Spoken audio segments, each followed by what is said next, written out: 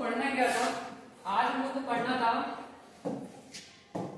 Equation of continuity for non steady current.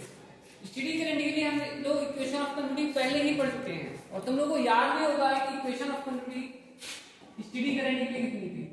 Steady current के लिए कितनी थी, del dot J equal to 0 था, याद है तुमको। बट नॉन स्टेडी करंट के लिए क्या होता है वो आज की क्लास में तुमको निकालना है। तो जो एम्पियर लॉ होता है नॉन स्टेडी करंट के लिए, जो हमने प्रीवियस क्लास में डिस्कस किया था, वो इतना होता है। अगर हम मैग्नेटिक फील्ड का कर्ल करेंगे तो that will give you mu times J3 plus mu times JD। JD जो है वो क्या है, डिस्प्लेसमेंट करंट है। JD क्या है, डिस्प्लेसमेंट करंट है।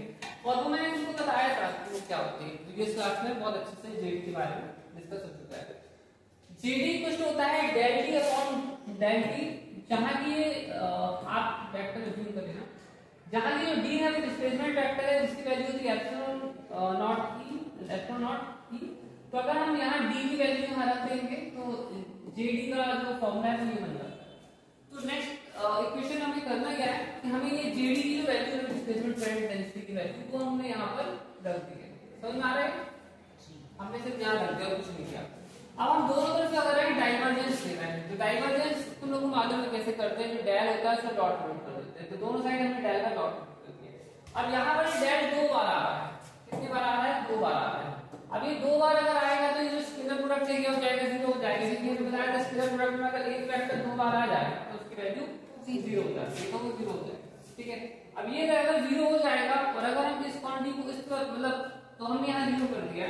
अब अगर आप देखोगे तो म्यू नॉट क्या है, 0 के नीचे जाएगा तो 0 हो जाएगा और फिर हम इस क्वांटिटी को इस तरफ ट्रांसफर कर देंगे तो हमें ये इक्वेशन बहुत ही आराम से मिल जाएगा, क्योंकि बहुत कठिन नहीं है। ठीक है, अब देखो उसी सेम इक्वेशन को हमने फिर से यहाँ पर क्या कर दिया है, लिख दिया है ताकि वो सॉल्व करने इजी जाए।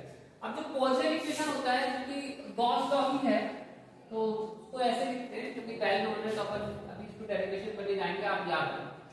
मैं सिंपली डेल डॉट ई की जो वैल्यू यहाँ पर है इसकी जगह पर हम क्या करेंगे, इसकी वैल्यू यहाँ पर रख देंगे।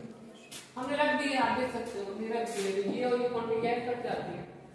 सिर्फ हमारे पास कितना बचेगा इतना, मतलब हम अगर डाइवर्जेंस करेंगे करंट डेंसिटी का तो हमें ये मिलेगा del rho upon del T.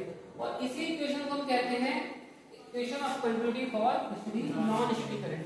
अब मैं फिर से आपको यहीं से रिड्यूस करूंगा। अगर हम स्टेडी करंट की बात करें फॉर स्टेडी करंट, अगर हम स्टेडी करंट की बात करेंगे तो उसकी डेंसिटी क्या होती है, कांस्टेंट होती है, कांस्टेंट होती है। जिसके कारण क्या होगा, del rho upon del t 0 हो जाएगा और डेल डॉट भी क्या हो जाएगा, 0 हो जाएगा। तो ये फिर से वही इक्वेशन हमें मिल जाएगा स्टेडी करंट की।